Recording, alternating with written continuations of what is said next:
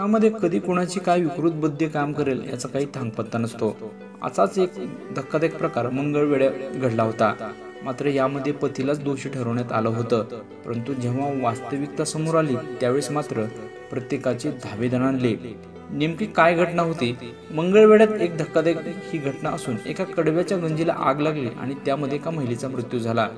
नवऱ्याने आपल्या पत्नीला संपवलं असं संशय देखील व्यक्त केला जात होता। मात्र यामध्ये घडलं काही वेगळंच।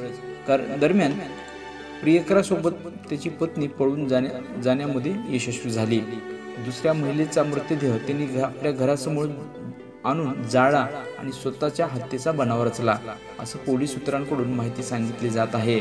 मात्र तपासाअंती या प्रकरणातील सत्य समोर येणार असून पोलिसांकडून मात्र वेगवान तपास सुरू आहे। कारण की पोलिसांनी सुरुवातीला अकस्मात मृत्यूची नोंद केली, मात्र नंतर किरण ही सातारा जिल्ह्यातील कराड येथे एका व्यक्तीसोबत सापडली।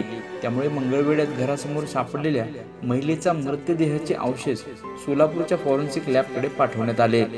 पोलिसांनी सांगितले की DNA तपासणी आणि फॉरेन्सिक अहवालानंतर त्या महिलेची देखील ओळख पटू शकते।